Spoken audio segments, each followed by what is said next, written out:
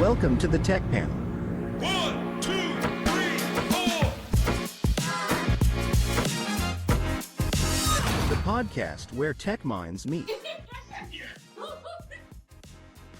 Oh, hey, before we get started today, don't forget to subscribe and ring that bell. I'm Arvin. And I'm Sarah Bowers, and each episode we sit down with people turning bold ideas into real-world impact. Today we're joined by Lucas Meadowcroft, a calculated risk taker, innovation consultant, and the founder of Crofti and Tribu. With nearly 2 decades in tech, Lucas helps businesses simplify operations, embrace automation, and solve real-world problems with smart, practical innovation that is proven to help the bottom line. We'll explore the biggest innovation mistakes startups make, why his AI-powered IT support startup Tribu was 6 years too early, and how he now helps others avoid these same traps. Lucas, thank you for joining us on the podcast today. Thanks for having me, guys. Really looking forward to this one. For those who are not familiar with what it is that you do, you're an innovation consultant. So tell us about that role, what that is, and how your journey started. Yeah, well, I guess I'll tell you about what it is today. So we're really focusing on artificial intelligence automation. How can we bring the latest and greatest technology into organizations and to streamline their processes? How we started, well, I guess how we got here. So 20 years in tech, a lot of those years in the managed service provider industry, which is the MSP, layman terms, the IT support industry, and listening to customers is essentially how we got here. What I mean by listening to customers is as you're solving their IT support issues, you dive into what do they really want from a tech partner? And what we realized over 15, 20 years is they really want that understanding of how tech can help their business.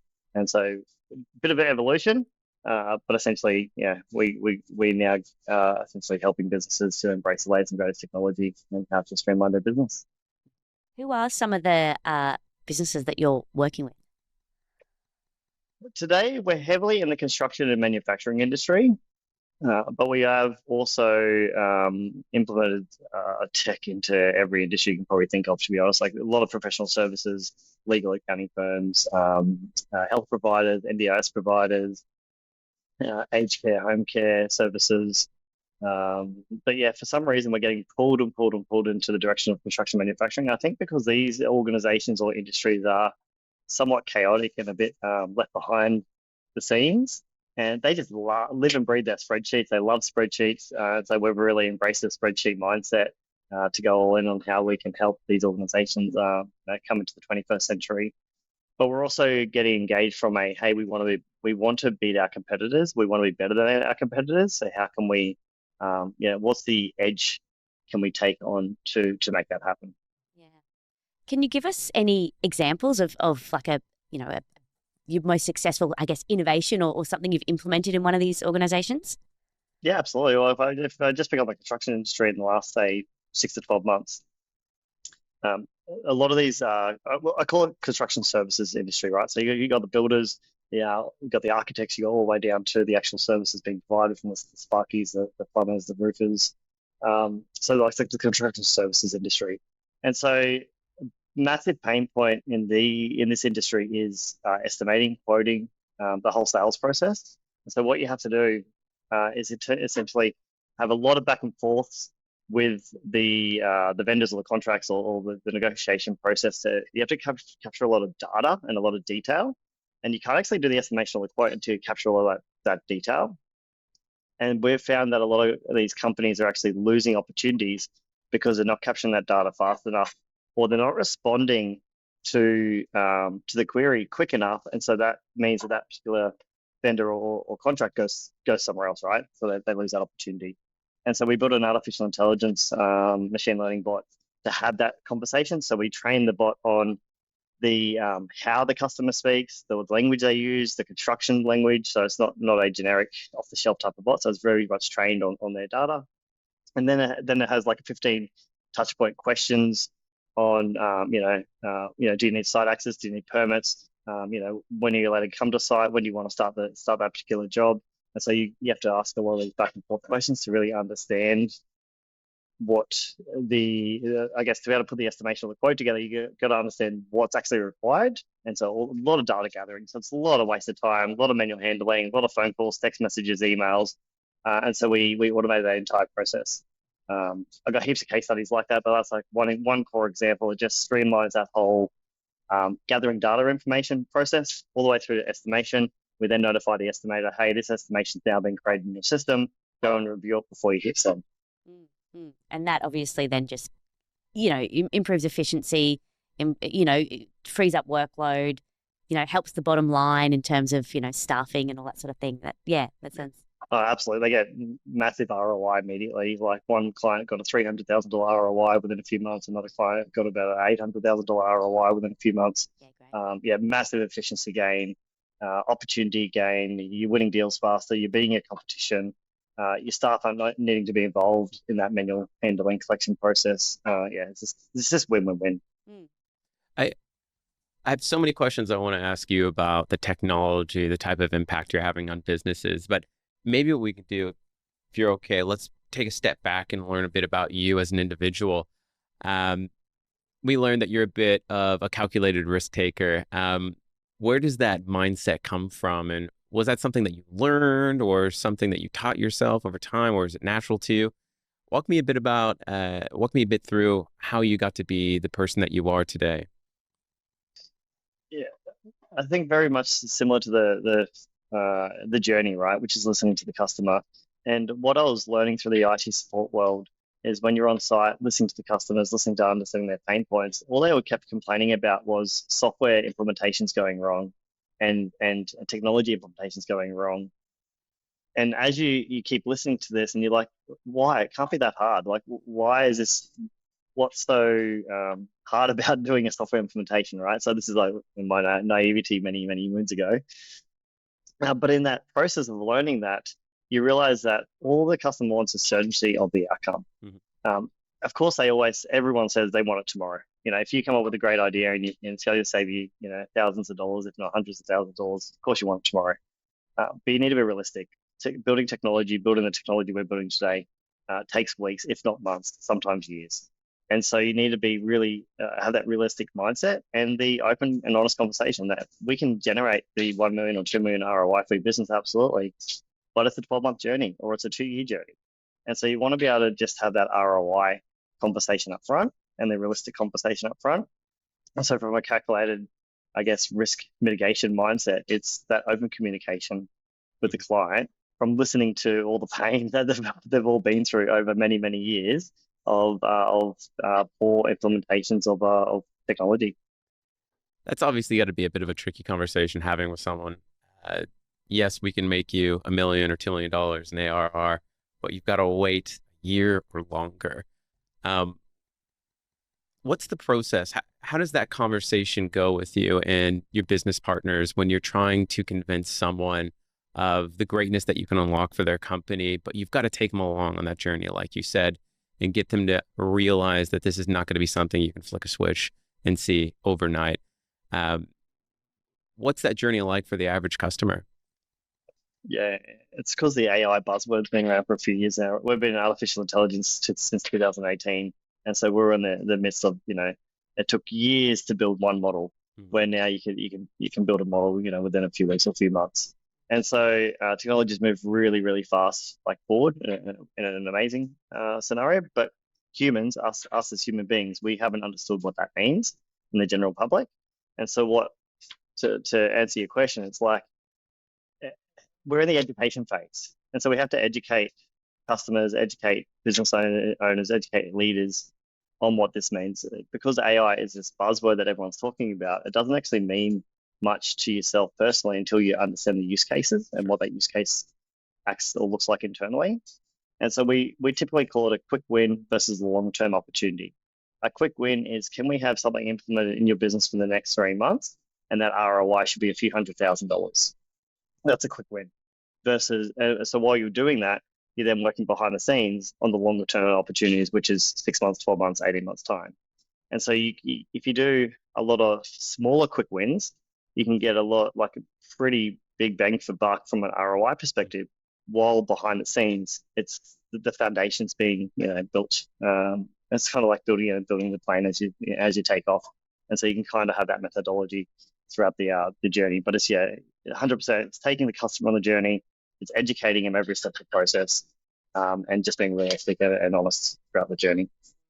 You mentioned there, obviously, AI is the buzzword at the moment.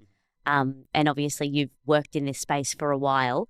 What do you think, what trend actually has teeth? Like, what do you think is something that AI can achieve in the industry that you're in that is being underutilized at the moment, or what are you genuinely excited about? Twofold. We talk about underutilized or overutilized, and the word AI, right? So AI is the decision-making component. This is where we make a decision with our mind or with our gut. And so we make 10,000 decisions a day. You just don't realize it. We take that decision process and we turn that into an algorithm.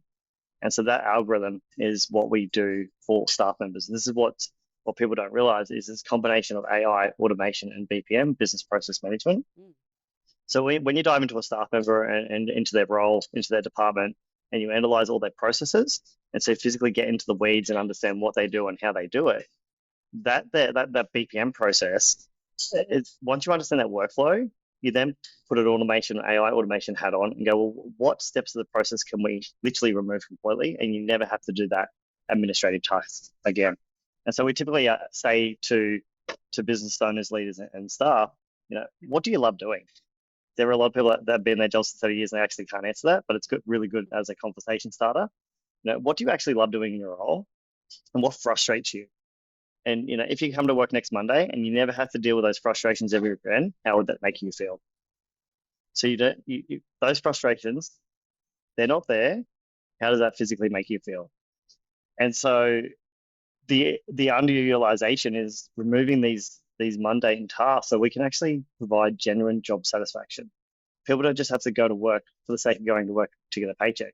They can go to work because they love doing what they love doing, and that's why they're there in the first place. And that's what I think is 100% underutilized or not spoken about.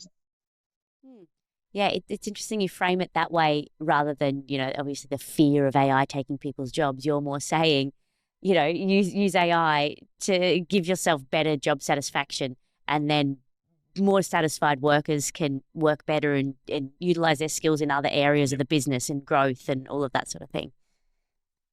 Don't get me wrong, there are definitely roles that are going to be 100% replaced. Any admin role that exists by the end of this calendar year, I'll be super surprised. Admin is 100% gone. If you're an EA, focus on the value you add to a business. Don't focus on the administrative work that you do from an EA perspective. Like there are roles that will be replaced, but majority, 98% of roles that already exist today will still exist if you as a human upskilled yourself to embrace AI, go on this journey, and you're the expert that's adding the value to the AI piece, right? So people think that AI is this robotic machine that would just go off and do everything on its own. Yep. It's driven by humans still.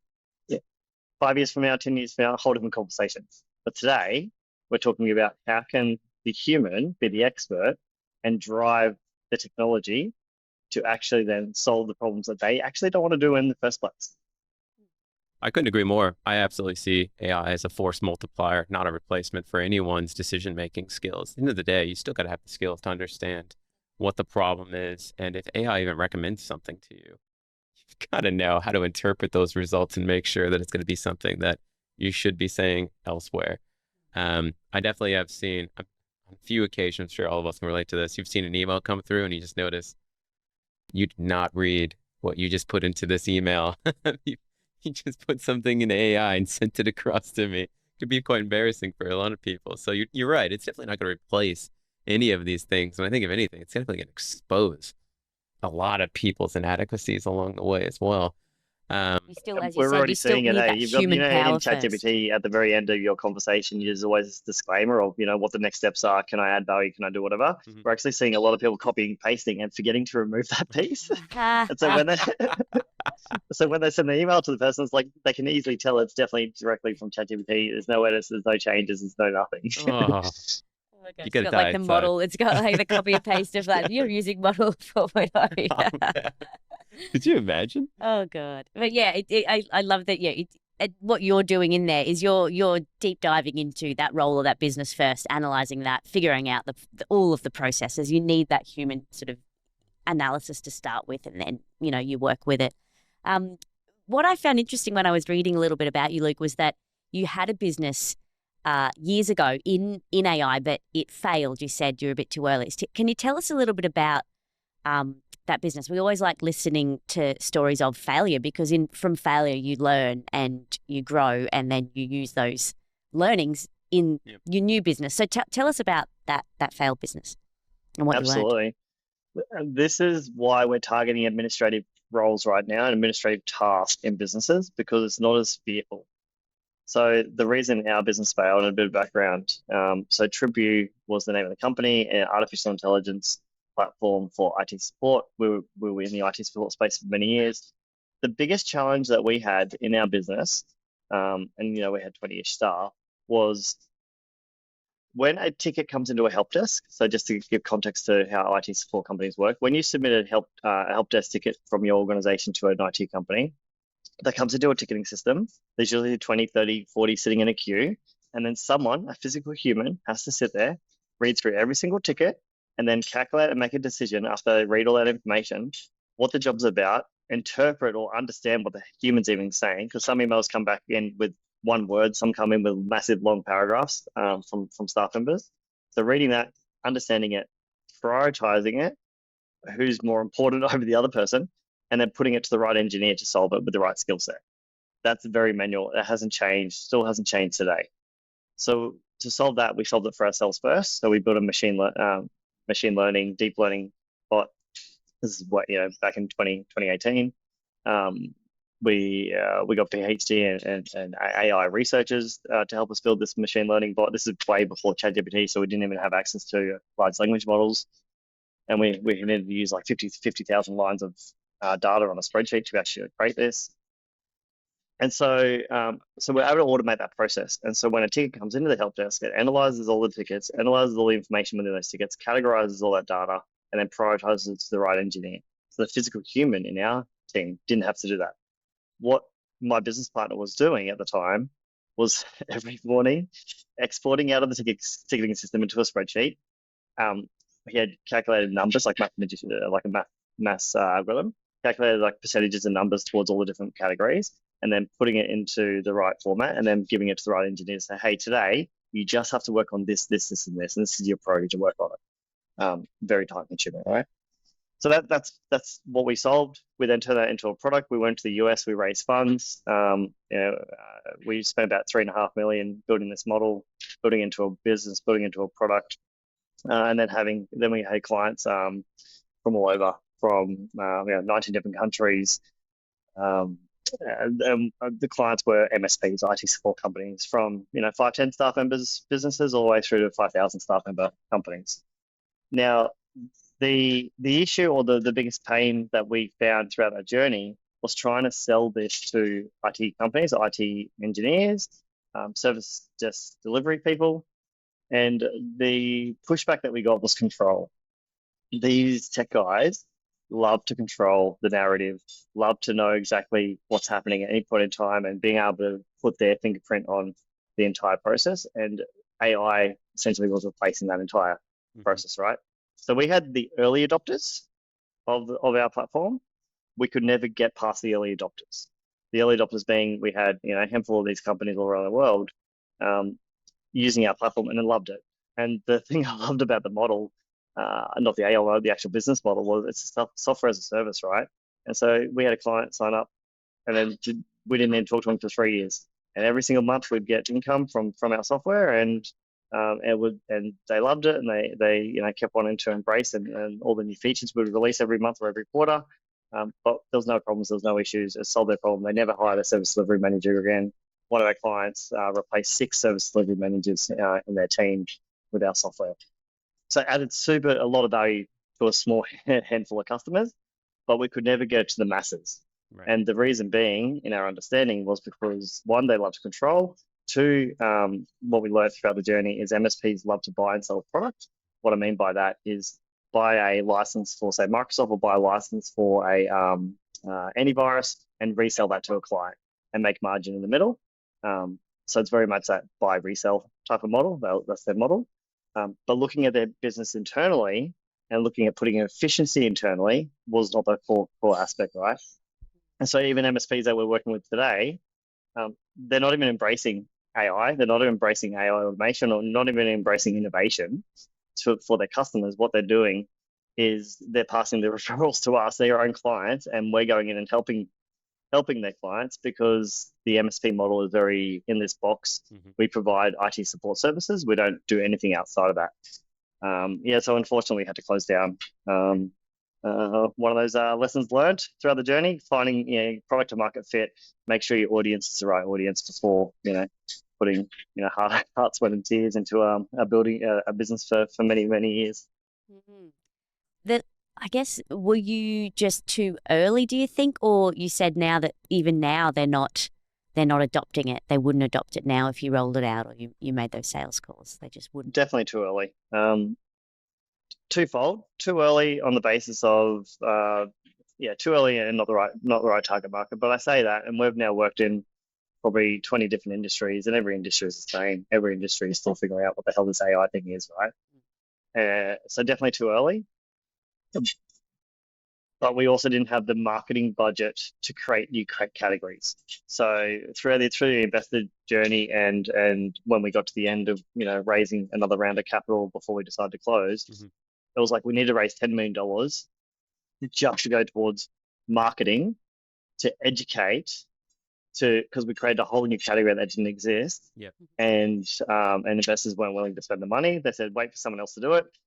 Fast forward, end of 2022, and ChatGPT launches, and that creates the marketing. But still, fast forward to today, 2.5 years later, and MSPs are only just starting to embrace it. Businesses in general are just starting to embrace it now, 2.5 years later, and they're spending. And ChatGPT, OpenAI is spending $3 million a day. They've dropped it down to they're spending $700,000 a day now. It's a lot of capital to educate the market. Absolutely. What did you learn from that you brought into Crofti? Keep it simple. This has been a repetition of mine, which I'm slowly learning, is I'm always too early.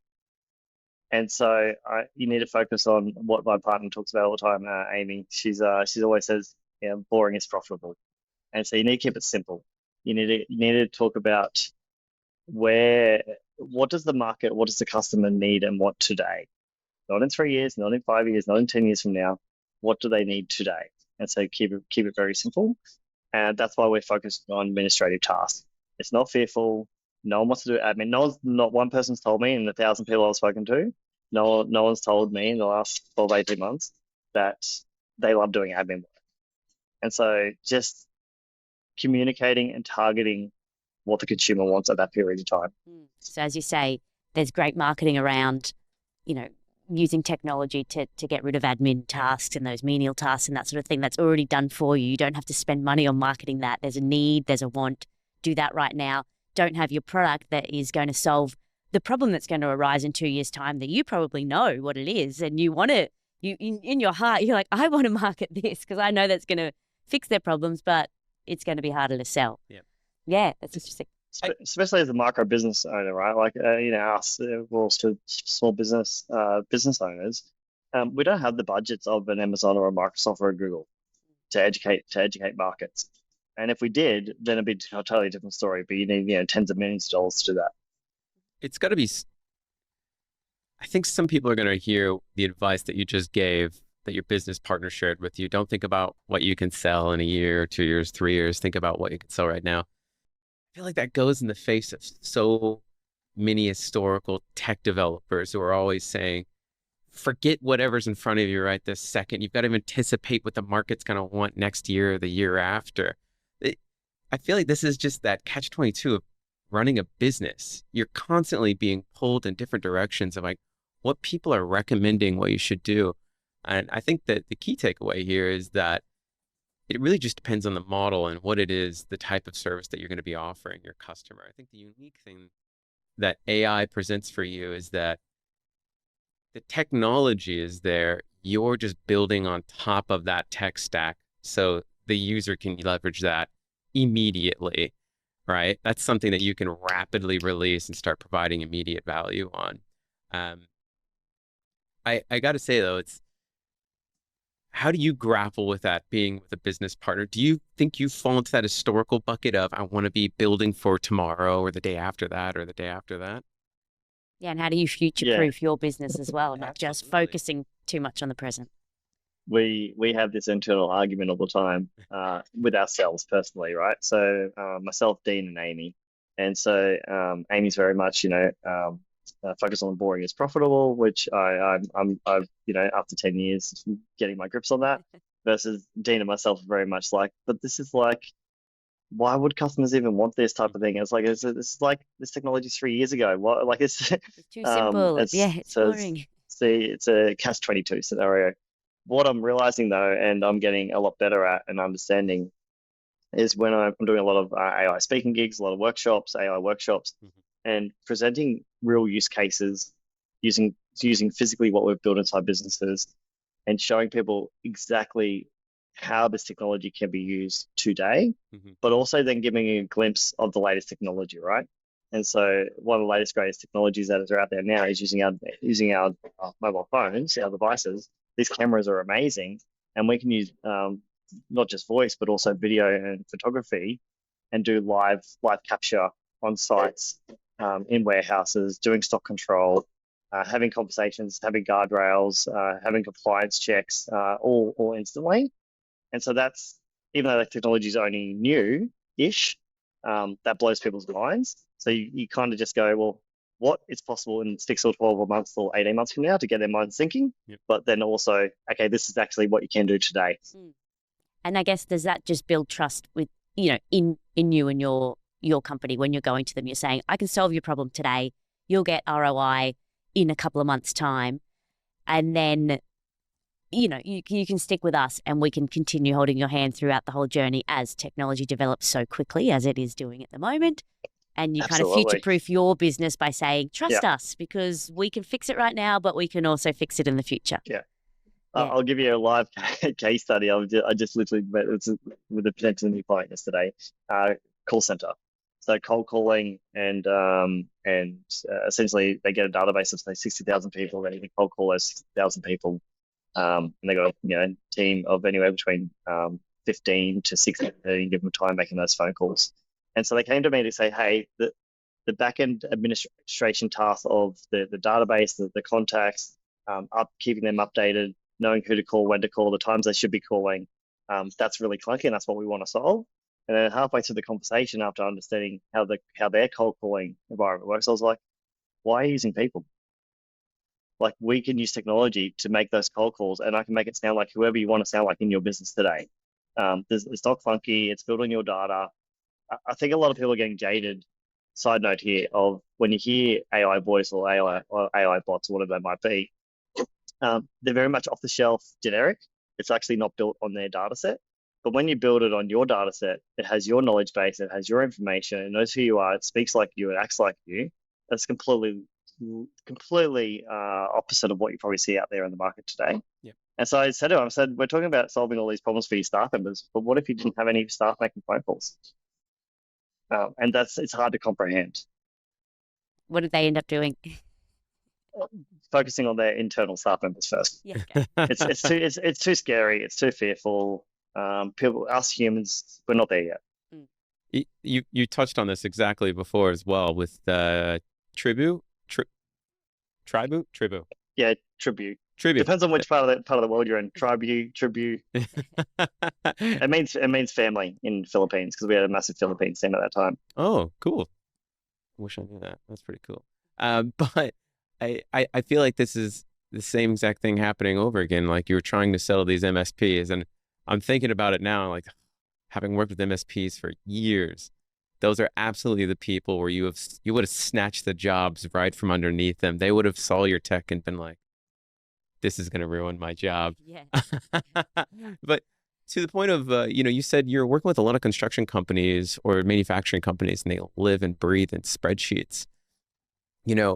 How are you helping them embrace technology like this? It would have to be so, I don't know, mind blowing for someone explaining that you can move away from all these spreadsheets, which pretty much give them the only comfort that they have in their lives, as I'm sure can relate to now. Control The as well. control, Yeah. this is it. This is everything that they do in their life. That if anything's wrong in it, their whole lives crumble. How are you introducing something like AI that's so new and revolutionary? What do you say to these people to get them to come along on that journey with you? We tell them that we're not replacing their spreadsheets. Because at the end of the day, we're not replacing their spreadsheets today. Mm-hmm. What we're finding is that's their entire world, right? Excel's not dying anytime soon. There was an article released about 12 months ago of Microsoft saying we're going to remove the Microsoft Office programs once AI is fully released in about 2 years from now, and that didn't go down too well. 2 years. People just love Excel too much. What am I going to do with my Excel date nights? And so we're focusing on everything around what they do in their role. And so typically most, let's say engineers or anyone using a lot of these spreadsheets, they do a lot of reporting. Yep. They do a lot of data analysis, and they pull all this information from these spreadsheets. There are multiple different spreadsheets with hundreds of tabs in some of them. Sometimes their computers can't even run to keep up with the spreadsheets. We pull that data around to an AI model. We do analysis around it, and we automatically create reports. So if you got to do a mid-month report or a compliance report, or you got to do a ad hoc change report, or whatever it might be in your particular role, that reporting function usually takes hours, if not days. Yep. Some of these people spend days to write a report every month. So we start there. We keep it simple. We say, keep using your spreadsheet. We'll do the rest. For this one construction services company down in Melbourne, they would install these HVAC devices in buildings. The field guys would be on site. The installation gets done. They take a photo. They fill out this really technical spreadsheet, and then they would take that back to head office, and they'd have to write up a report, and then send the report to a client.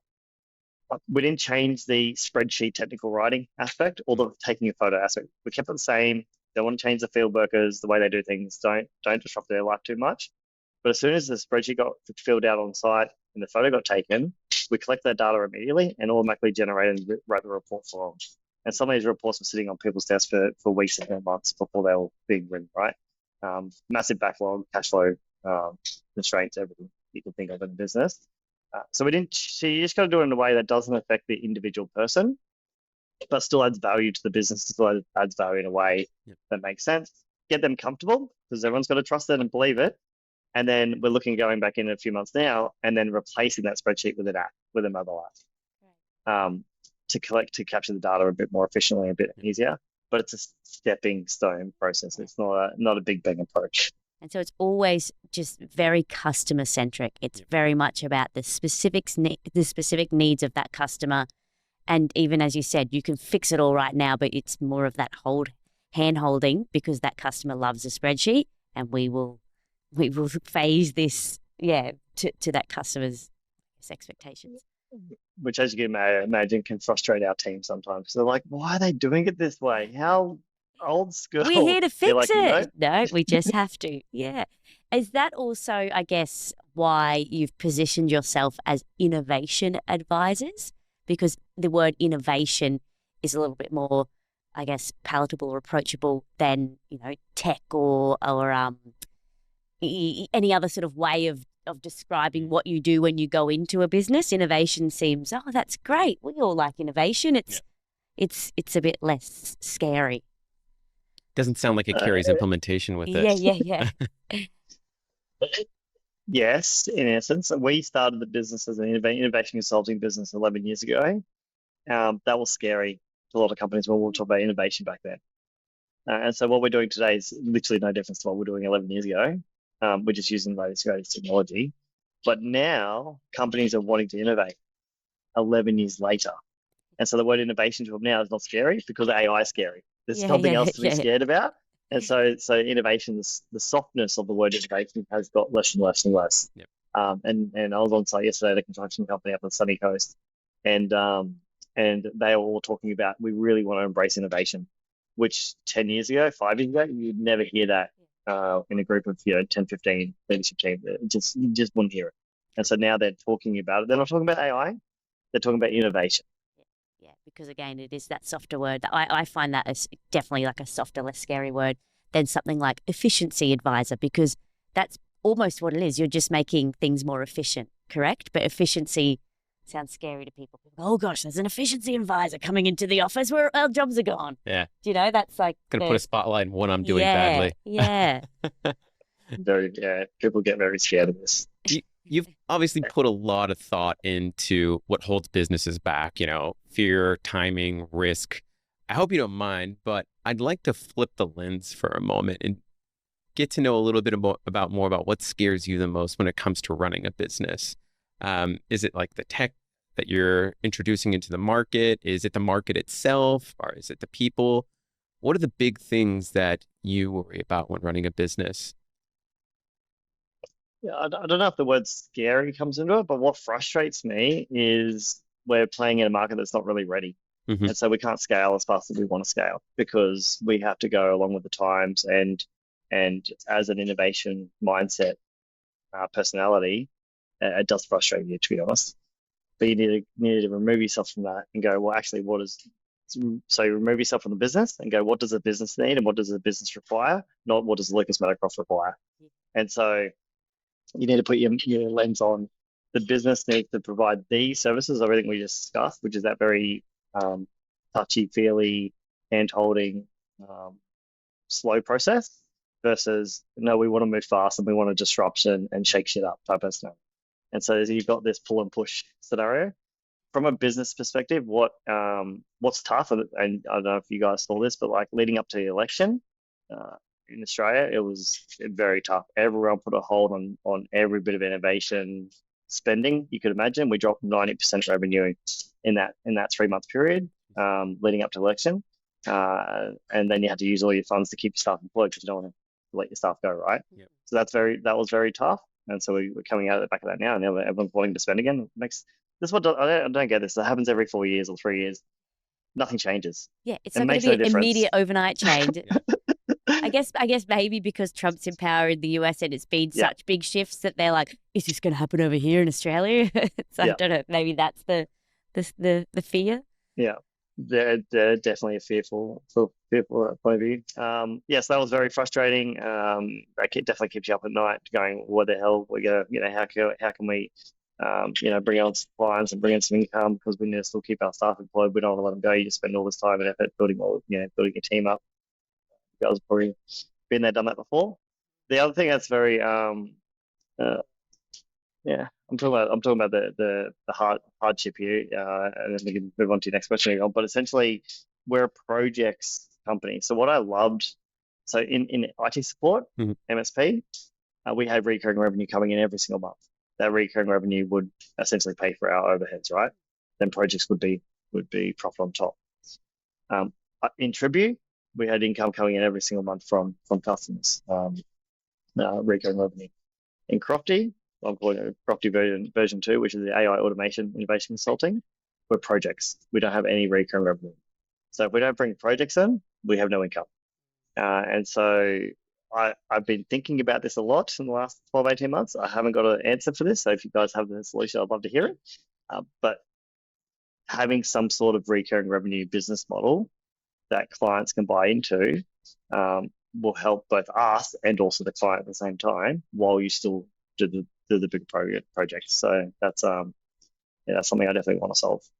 But then when you think about that, you're thinking back to what you had previously, and then it didn't always work out that well either. So is it more the project base is the best way to go because it's so specific for those clients and you're keeping those clients? Yeah, it's such a juggle, right?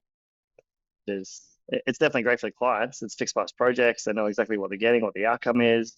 It's just not good as a business. Yeah, it's really hard to scale a consulting business. Yeah. Yeah. And I love that you're being so open and honest with us about these struggles because anyone listening would be having very similar things, and it's so hard to know which direction to go in, and those struggles are you need to have those struggles to kind of think differently about the business as well and evolve. And as you said, it's frustrating not being able to scale, up at the speed you want to do, and there'd be a lot of people out there thinking the same sort of thing. when it comes to moving the needle, what does moving the needle, I guess, mean to you? And is there, I guess, any pieces of advice for actually moving the needle? Yeah, I'm slowly starting to see that happen now.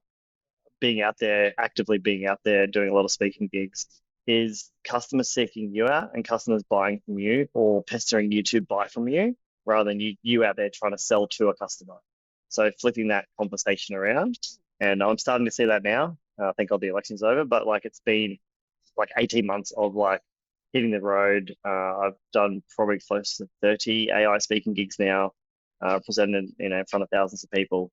And so I'm starting to see that turn with potential business owners and customers seeking you out, not the other way around. So I think that's definitely moving the needle from that front.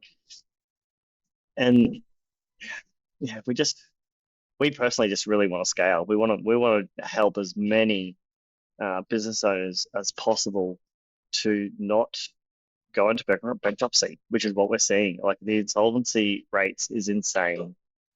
The baby boomers, the kids are not wanting to take over the companies. The baby boomers don't have the IP or the business set up in the structured way that they can even sell their business. What they think they can get $1 million for is probably worth $50,000. And so there's this next 5-year opportunity to help these organizations to get their structure right, to be able to sell, to have income, to be able to retire, and to not see these companies go down. So you've probably got the baby boomer generation, and you also got the new generation who just really want to shake up the industry and dominate in their industry, which is the ones that we're working with. We're seeing the ones that are seeking us out right now are the early adopters, wanting to go national or international, wanting to scale, and wanting to essentially shake the industry up. That's so interesting. We really talk to people who have such a strong insight into that shift from, like you said, all of these people that are getting phased out, aging out, retiring, and being taken over by their kids. Am I right in interpreting that you're saying a lot of these younger family members are taking over the business, and those are the people that you're dealing with right now? Some. What we're actually seeing is a lot of the kids are not wanting to take over their family business. And so what does the family business do when they're, and you would think 65 years old, 70 years old, maybe retirement. It's now 85 years old because the kids are not wanting to take over the company. And so what do the people do? They've been running the company for 34 years. They literally work it until they die, which is really sad. Yeah. And then, we're even working with business owners that are in that state. And it's like, well, the wife or the husband, whoever's running the company, the opposite is like, let's go on a holiday for 3 months. We can't, because if I'm not there, we don't have income. And so to me, that's the massive problem we have here in Australia. Mm-hmm. And so what happens, and what we're starting to hear is the younger generation are not wanting to invest in Australia. They're wanting to invest overseas. They're wanting to start businesses in the Asian market or the US market or the European market. And so that means, what does that mean to the Australian business community in the next 10 years from now? So I don't have the answers to that, but I just would love to be a part of how do we solve it. Yeah, that's interesting. And do you think you will be able to solve that, like in a couple of years' time? Do you think you've got some ideas already that can help? We've got the infrastructure, we've got the foundation of this innovation consulting business ready to scale now. We've also set up an investment to start investing into businesses. So when we do see these baby boomer organizations that we know we can turn around within 6 months, 12 months, and scale a business without them being involved, we're ready to start that process now. We just don't have, because we just essentially lost everything in the Tribu close down. We just need to get the capital on board, and so bring on some investors to come along with the journey with that. But we've got the foundation, the infrastructure ready to go. So if there is any baby boomers out there listening and they're wanting to retire in the next 2 to 3 years, then they're the ones we definitely want to talk to. And you would be, in terms of that arm of the business, you would be buying the business or getting a pool of investors in to take it over and bring it back to be profitable again and thriving? Yeah, absolutely. Yeah, until we get to the point that we can invest our own capital. So we'll take a 20% stake in the business. We'll invest a lot of time and effort from our technology, artificial intelligence, automation. Bring like kind of bring the company back down to a solid foundation, whether it be human involvement, and the capital investment to bring on leadership team and bring on the right staff members. A lot of these companies they're still running on a shoestring budget, $80,000 wages or $100,000 wages. But you need to bring on C-level suite that you probably have to have $500,000 budgets in there to bring on a good C-level suite, right, to be able to run the company properly. So it's just having that budget and the infrastructure ready to go. But we'll definitely take that component of the AI because we just know how much we can automate in the company. You don't need all these resources sitting around doing nothing or doing how they've always done it. Yeah. In terms of, I guess, some of these businesses that you've seen, do you have any advice overall for, I guess, actually moving the needle in a business? So is it more mindset, team? Is it tech? Is it sales? What is your advice for moving the needle in a lot of the businesses that you work with? All the above. The bringing the staff on the journey. That's the number one thing that we're seeing people not do. We're not a change management consultant, but we do partner with change managers. We say you need to bring your staff on the journey from a mindset point of view, because if you don't, one, they'll leave, and two, your culture will go from amazing to shit within 3 to 6 months, and you don't want that. I believe you probably don't want that. And so you got to embrace. You don't want to be what a lot of companies and business owners are telling us, which is just put it in place, make it happen, rip the band-aid off, and we'll just deal with the after effect. I don't think that's the right approach. I think the approach is have the open conversation with your team, talk about what they love doing, really get into the nitty-gritty. You might not be aware of this, and I haven't really publicly spoken about this before, but when we do our interview process and we interview every individual staff member at a company, to really understand their process, what can happen and has happened a lot over the years, they just start bawling their eyes out. They just start crying because they're being heard. And a lot of staff members in businesses that have been there for a long time just have not been heard. They have not had that conversation around, what they love doing, what they don't like doing. And so just that openness from a culture point of view, if you could just start that conversation today, and if there's anything you can take away from this conversation, is talk to your staff. Yeah, just physically ask them what they love doing in their role in the company and what they don't like doing, and just take note, and then actually have action off the back of that. Don't just have a conversation for the sake of having a conversation. Because if you can get that right, you can get that conversation starting now, that happening, then when it comes to implementing the technology, the change will be so much easier and your pain will just not be there.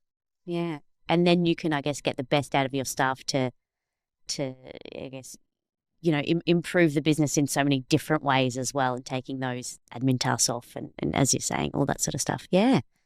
I'm so amazed that you've got that insight into, interviewing people and they break down and they just love being heard.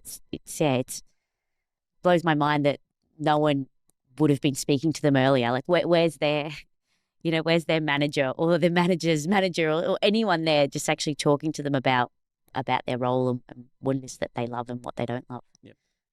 I guess that's the trap that a lot of businesses fall into, obviously, is just the day-to-day, just get through it, the churn and burn, and they don't actually check in. The light's always there. I'm mindful some people hear what you just said, just take them along on the journey, and they'll just be wondering to themselves, like, how much should I be talking to my staff about? Can you be a bit more specific, especially for these people that are new starting a business right now?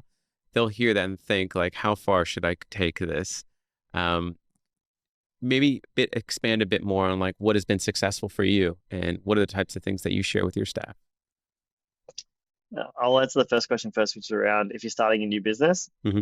the only thing you should be thinking about is being an AI first company. Don't think about hiring your first staff member until you think about what technology can I implement, Mm-hmm. and what automation can I put in place before I hire that first staff member. We did an AI first project for a new startup, and we set out in such a way that they never had to hire anyone except for salespeople. And then they turned around a few months later and said, "Yeah, I've just hired an office manager." And we said, "Why?" And they said, "We were lonely. I need to talk to someone." And so from a new business perspective, think differently. Don't do what's always been done. Really focus on leveraging technology to do as much as you possibly can before hiring that person. That is that's great advice. I definitely would Yeah, take you it. never hear that advice though. That's great advice. Yeah. Do you want to double click on that before I talk about the next point? That was great. I've got you pondering now. The second part of it is like, how do you, I guess, how do you bring your team along the journey, and how do you have this open conversation? It's got to be from top down. It's got to be from a leadership perspective. It's got to be from wanting to change you personally. So what we see a lot, and you might find this funny, we get engaged to roll out technology into a business, roll out artificial intelligence automation, and then the director or the owner or the C-level ops goes, as long as it doesn't affect me, you can do whatever you want. I don't want to change what I do. I don't want to change the way I do things, just as long as it doesn't affect me. And they're the projects that don't go well, because if the leadership is not on board to actually embrace the change themselves personally, then why would the staff members want to embrace that change?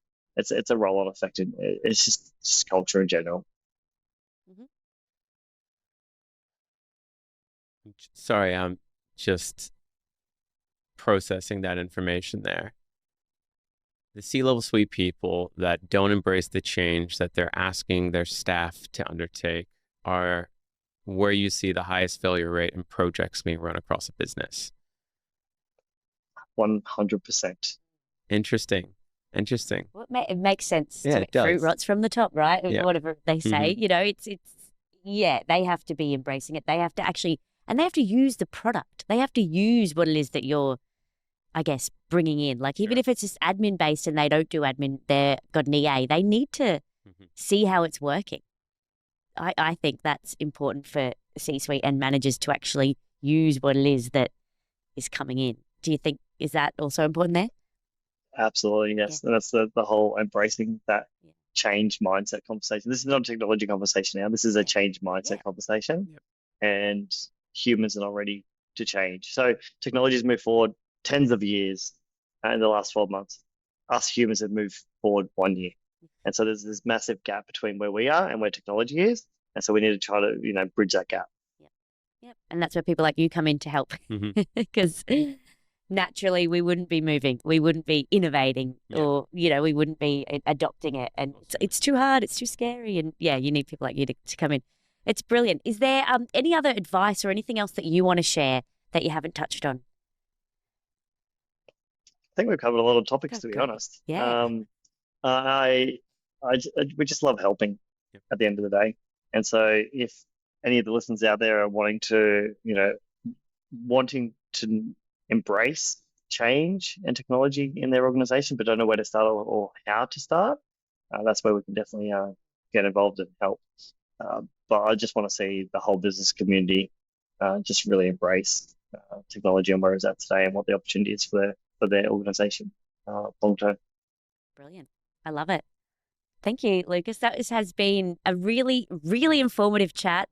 I've loved just hearing all of your advice, where you've come from. I love how open you've been as well about, some of the mistakes or the failures you've made in the past, and also the things that you're struggling with at the moment in growing your own business. I mean, it's such a tricky role for you. Your day-to-day is growing other people's businesses. And then you have to still then take that time to look back and work on your own. That is, I don't know how you do that. I think that's incredible because I don't know what you would prioritize and where you'd go, especially if you've got that, which I can tell you've got that passion and that drive to help and to actually make a difference. So it's been a really wonderful chat today. Yeah, I appreciate that. And I think we don't reflect enough, right? And we don't reflect on where we've come from, how we've got to where we are, and where we're going. And I don't think customers understand that either. And when customers hire a consultant, I don't think they realize that they're hiring someone from a business, and they still need to run a business. And very similar to them, they're running a business as well. And I think that gets forgotten in this space a lot.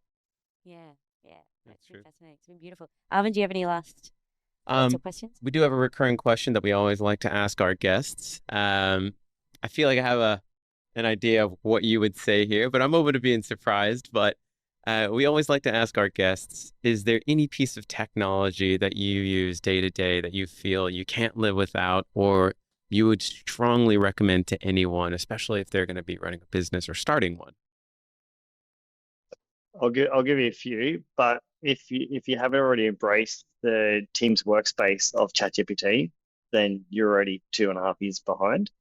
Teams workspace in Teams ChatGPT. workspace in ChatGPT. So every project conversation scenario that you're doing inside your business goes across many, many threads and then combines all the data together to then essentially give you 30%, 40% of your day back immediately within a few weeks. So that when that went offline, let's say 2 to 3 months ago, there was a massive outage. That went offline for an entire day. I did not know how to operate my day anymore. It was such a weird feeling because I heavily when you ask in the audience or when you're talking and say how often do you use ChatGPT or Gemini or any of these other large language models, people go, oh, once a day, once a week. Like it's still very like that. I must use it every hour on the hour for the entire day. Mhm. And so when it was offline for 1 day, man, that was crazy. The other ones that I'm heavily getting involved in is video creation, voice creation, how to replicate yourself as a digital twin. So I've been using HeyGen. Happy for you to post these in the show notes. I can give you my referral link. So HeyGen's from the US. They've been around for nearly 2 years now. They've raised millions and millions of dollars. And this is to replicate yourself and replicate anything that you do within your organization from a visual perspective, having a conversation. And so we do a lot of onboarding videos, offboarding videos, onboarding customers, offboarding customers, onboarding vendors, anything that you want to replicate, SOPs, procedures, policies, anything that you do twice and you need to explain something twice to a staff member or to a customer, you just create a video. It doesn't have to be you. Obviously, I use it for myself as a digital twin, but there's 10,000 actors that you can choose from to use. And so once you integrate that into your workflow, it's an absolute game changer inside organizations. So yeah, I live and breathe that, and also ChatGPT. Interesting. Brilliant. I've got both of those open right now, the HeyGen one in particular. I'd be curious to see how you do that with doing a demo at the same exact time, how it works simultaneously. But it's definitely interesting trying to get an avatar to take over the space of having you speaking about something. I feel like maybe Yeah. one day we'll get you back on here and your avatar can be the interviewee, so we could see if Yeah. Could you imagine? how Lucas 2.0 goes. I get that actually quite a lot, even literally yesterday afternoon. So because I present a lot and I use these examples, and I'll share one with you after this. You can put in the show notes as well. Then I hop on a Teams call and they go, "Is it really you? Yeah. or is this your digital twin?" And we're not quite there yet. There is some new technology. I haven't tested it just yet. It's been released to physically replace you inside Teams meeting. I haven't tested that just yet. You'd have to build a fair bit of data set to make that come to reality. But that's where it's headed. I won't tell the people that live on my street about that because I live in a surfing town, and any day there's good surf, no one goes to work. They all just get on their e-bikes with their surfboards and they cruise on down. And I can just imagine them all on their avatar. Seriously. Sarah, thank you so much. Surf is great today. I'm just chucking my avatar onto Teams and getting on down. What would happen if productivity increased, though? That's the real question. Yeah. They're actually better than. Yeah. It probably would be better, to be honest, because they'd just be sitting there thinking about the surf and try to rush through the meeting, and it would probably be much better and it would capture way more data. Yeah, good point. We digress, Lucas. That's why I'll Work-life digress balance. with two latest technologies that I can't wait to come into fruition. So recently, this last week, Visa MasterCard just announced their AI transactional bot. I'm not sure if you've seen this or not. No. So as we are building these AI agents and having agents do transactions for us online, booking flights, booking restaurants, whatever it might be, we now can do an integration with Visa and MasterCard and have the AI bot process our credit card, our virtual credit card, our AI generated credit card with real money to make the bookings for us. Which means we literally can have an EA or a PA replace that entire process. So I'm looking forward to that coming in the next few months. the last one I'll leave you with is robots. Elon Musk announced that his I guess, a group of robots that he's already been building will be available by the end of this calendar year, and prediction there'll be a minimum of 100,000 robots in society physically doing your mowing your lawns, doing your housework, doing your cooking, your cleaning, whatever that might be. Because we can already buy these robots from China now. They're about $30,000. You can import them. You can then program them yourself. But this will be out of the box, already doing mundane tasks for you personally, which is pretty damn cool. By the end of the year, really? The end of this calendar year, yes. I'd never believe Elon's deadlines, ever. He's like, oh, the launch is coming now. You're like, yeah, it's not He happening. saved the astronaut. This is why he said only 100,000 and Yeah. not 5 million or 10 million. Yeah, okay, good point. 100,000 is a smaller number. That's why. small enough. Oh, I love that. Yeah, that's what I need in my life, actually, to be honest. The cleaning bot. You have a robot. His And you- name is Mikey. Yeah, that's my husband. It is him. Yeah. And I have Well, a then you cleaning can go lady surfing now all as day. well. But also, I still clean before the cleaning lady comes because I can't, I can't I can't ever walk into the chaos. I think she needs to have an efficiency conversation with you about things that you could do to Yeah, improve can her you help life. my life? Lucas, it's been an absolute pleasure having you on this show. I really appreciate all of your insights there. I've absolutely learned a few things today, as always, and we'd love to have you on the show next time to hear about what you've done with the company and how you've accelerated its growth. Amazing, guys. Thank you very much for having me. Really appreciate it. Hey. No worries. Thanks again, Lucas. Have a Talk to wonderful you one. soon. Catch ya. Bye. Megan, don't forget to subscribe and hit that bell, and we'll see you in the next episode. Thanks for tuning into the Tech Panel. If you like what you heard, make sure to subscribe on YouTube and follow us on TikTok, Instagram, Facebook, and LinkedIn to stay connected. A big thank you to our major sponsor, Codeworthy, for powering today's episode, and join us again on the next episode of the Tech Panel, where tech minds meet.